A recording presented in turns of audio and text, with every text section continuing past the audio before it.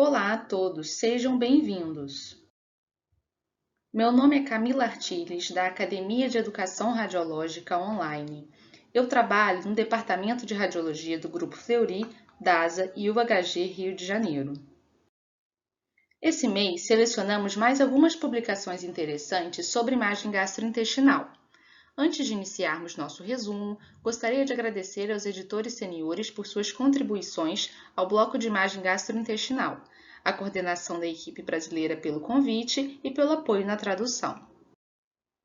No primeiro artigo, iremos falar sobre apendicite do coto, achados clínicos e tomográficos. O objetivo desse estudo foi revisar a apendicite do coto, uma entidade rara caracterizada por inflamação ou obstrução do apêndice residual após uma apendicectomia. Foi realizada uma análise de 14 pacientes, apresentando dados demográficos, descrição do caso e características de imagem da apendicite do coto. O intervalo entre a apendicectomia e o diagnóstico de apendicite do coto foi de 5,1 anos, com variação de 1 mês em até 17 anos após a apendicectomia. Alguns achados tomográficos com características típicas de apendicite, como a densificação da gordura adjacente, fluido perissecal, alterações inflamatórias do coto. A média de tamanho do coto inflamado foi de 3,2 cm de comprimento e 1,1 cm de largura. A perfuração do coto foi observada em quase 1/3 dos casos e pacientes graves foram submetidos à drenagem do abscesso, apendicectomia remanescente ou iliosectomia. Na conclusão, o estudo sugere que a apendicectomia laparoscópica é um fator de predisposição, visto que a técnica implica uma redução do campo de visão, o que pode dificultar a visualização do coto apendicular. Além disso, se a apendicite inicial é complicada por perfuração, necrose ou abscesso, a visualização da base do apêndice torna-se um desafio, aumentando o risco de chance da formação da apendicite do coto. No próximo artigo, iremos discutir sobre imagem de carcinoma hepatocelular. Ultrassonografia ainda é necessária? Ponto e contraponto. O objetivo do estudo foi avaliar a utilidade da triagem e acompanhamento por ultrassom em pacientes com alto risco de carcinoma hepatocelular.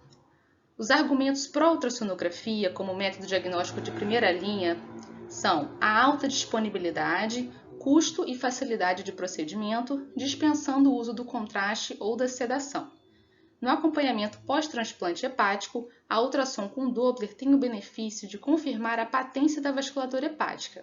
A sensibilidade do ultrassom na triagem é de cerca de 80%, com especificidade maior que 90%.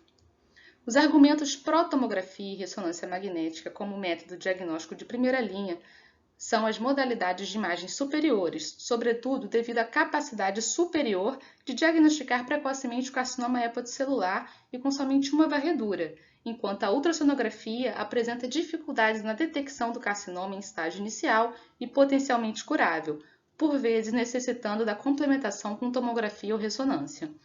A conclusão foram que as imagens seccionais podem ter uma acurácia melhor, mas a acurácia por si só não torna a modalidade de imagem melhor. Defendem os autores que acreditam na ultrassom como melhor modalidade de imagem para a triagem.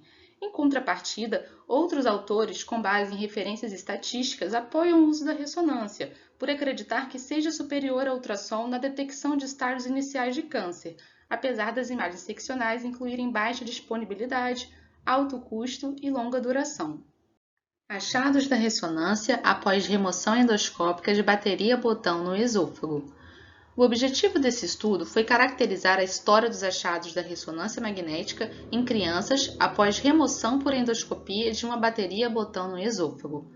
Foram avaliados 19 pacientes dentro dos critérios estabelecidos, onde na endoscopia todos os pacientes apresentavam erosão da mucosa ou necrose tecidual. Não houve relatos de injúria com espessamento ou perfuração. Nesses 19 pacientes foram realizadas 48 ressonâncias, com o estudo inicial realizado dentro de 48 horas após a remoção. Achados de imagem dentro dos primeiros 2 dias incluíram edema extenso e aumento da região de gordura do mediastino, com edema persistente. A ressonância inicial demonstrou irregularidade da mucosa em todos os casos. Achados com suspeita de divertículo esofagiano foram identificados em 40% dos pacientes com injúria na região proximal do esôfago, definida na região entre C6 e T3, e 43% dos pacientes com injúria na região distal. Os achados na região proximal foram resolvidos com acompanhamento de ressonância, mas persistiram nos pacientes com injúria na região distal do esôfago. Na fluoroscopia, 4 dos 19 casos apresentaram extravasamento contído, 16 casos com irregularidade da mucosa e 8 casos com ulceração. Conclusão: segundo os autores, a ressonância é preferida nessa situação, uma vez que apresenta melhor resolução dos tecidos moles e permite uma avaliação mais detalhada das estruturas, sendo a tomografia reservada para os casos em que a ressonância é contraindicada, uma vez que apresentam pior resolução de imagem e risco de radiação para o paciente.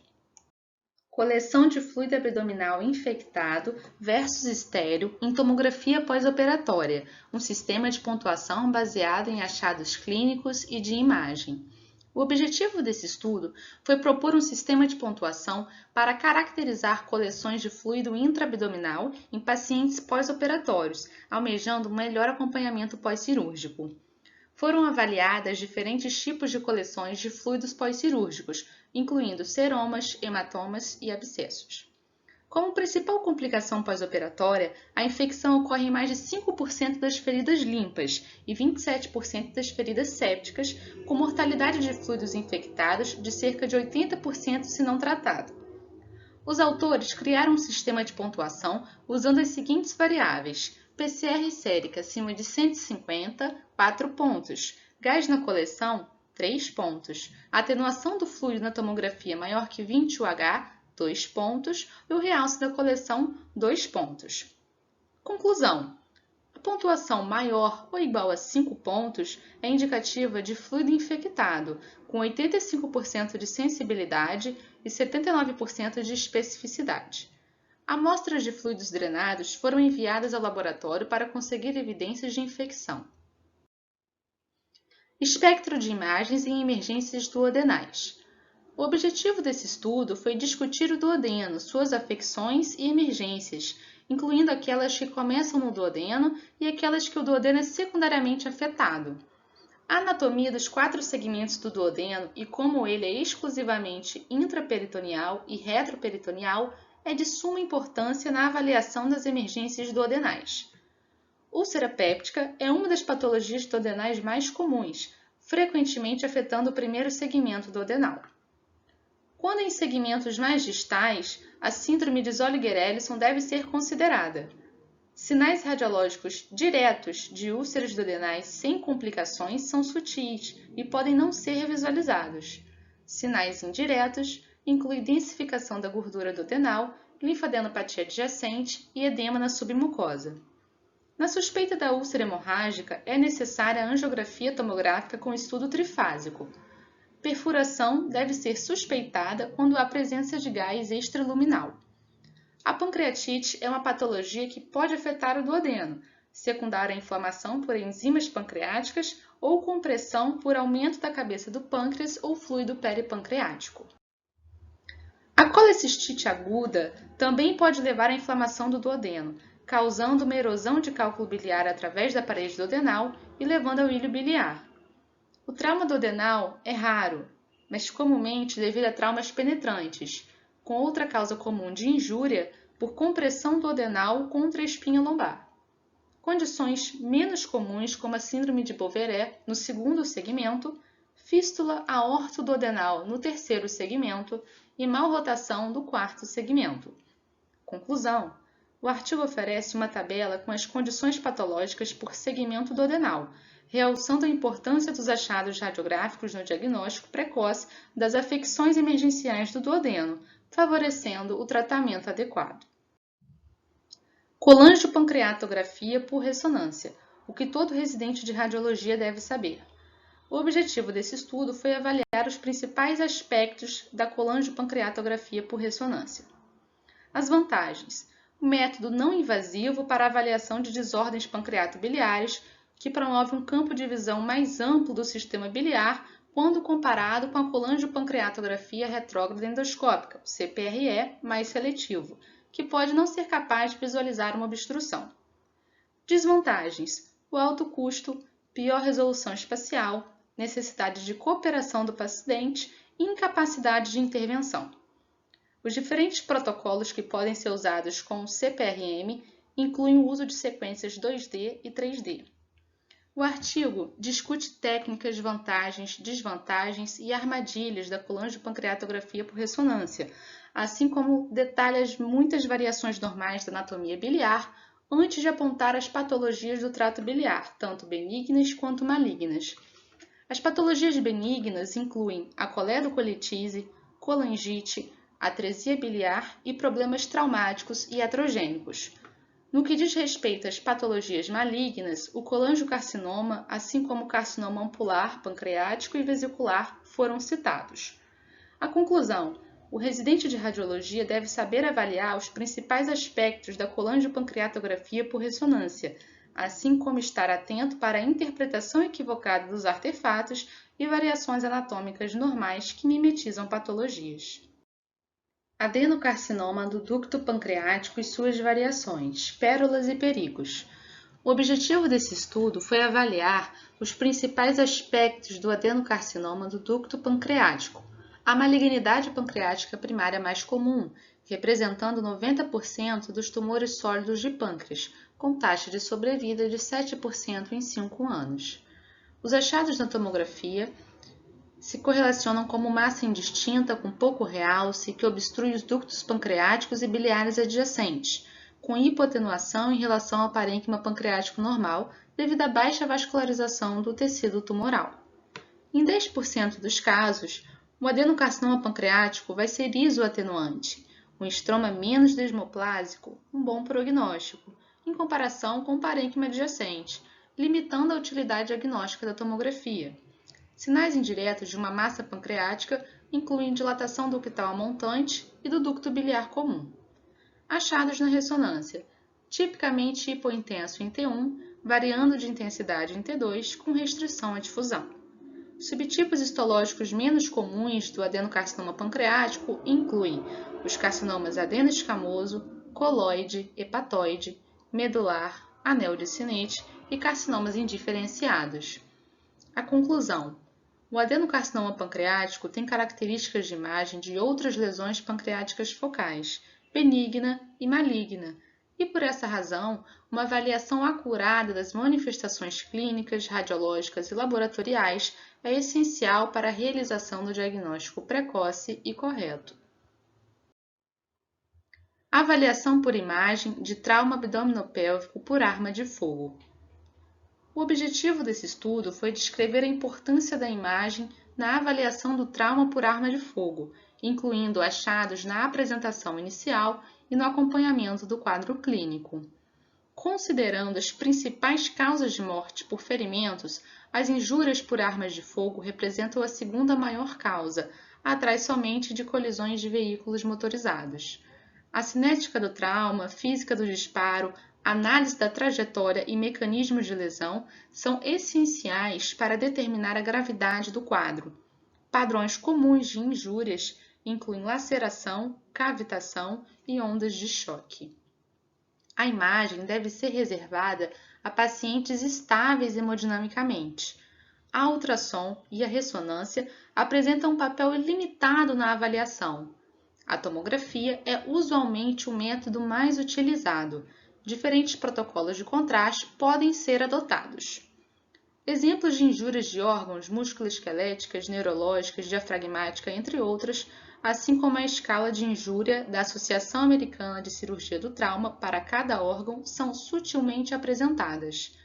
A conclusão: o artigo conclui com uma discussão sobre o acompanhamento por exame de imagem e desafios diagnósticos em pacientes com trauma por armas de fogo, incluindo limitações do posicionamento do paciente, cooperação, artefatos metálicos e interrupções frequentes pela equipe de clínicos que configuram dificuldades frequentes na avaliação do trauma. Características do exame de imagem, complicações e diagnósticos diferenciais de linfangiomas císticos abdominais. O objetivo desse estudo foi discutir uma patologia relativamente rara, o linfangioma cístico abdominal. São comumente encontrados no pescoço e nas axilas, mas podem ser vistos em qualquer local onde existam vasos linfáticos. O tipo abdominal representa 5% dos linfangiomas císticos. No abdômen, eles são mais comuns no mesentério, seguido pelo aumento maior, mesocólon e o retroperitônio.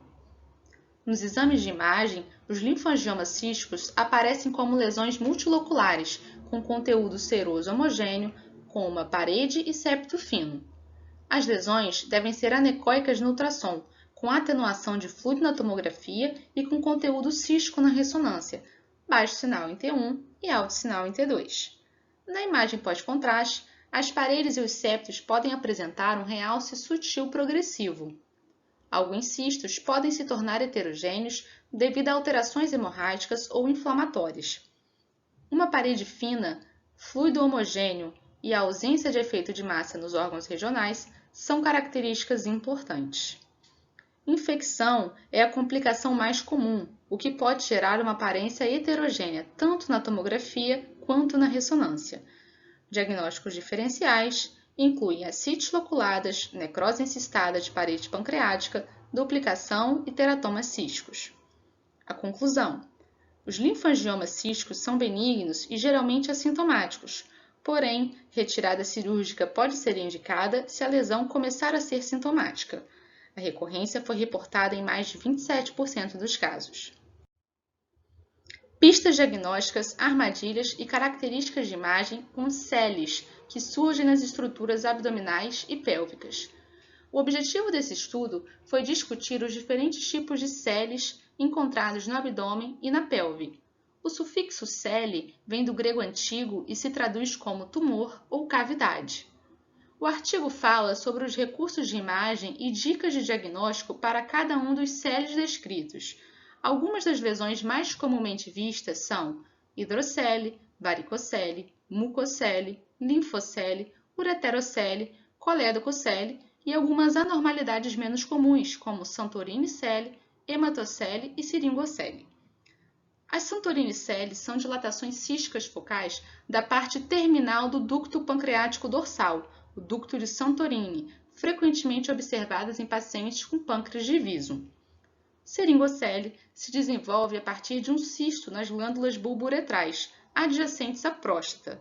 Seu diagnóstico se faz a partir da realização da ultrassonografia perineal ou com a avaliação do sinal hiperintenso em T2 na face posterior da uretra bulbomembranosa pela ressonância. A conclusão: conhecer os diferentes tipos de SELs que surgem nas estruturas abdominais e pélvicas, assim como suas características de imagem, é de suma importância para a realização do diagnóstico precoce e terapêutica específica. Muito obrigada por nos acompanhar. Para mais detalhes, acesse o nosso blog ou mídias sociais, onde poderá encontrar informações sobre as publicações originais. Sinta-se à vontade para compartilhar conosco suas dúvidas e perguntas sobre imagem gastrointestinal. Nos vemos no próximo mês.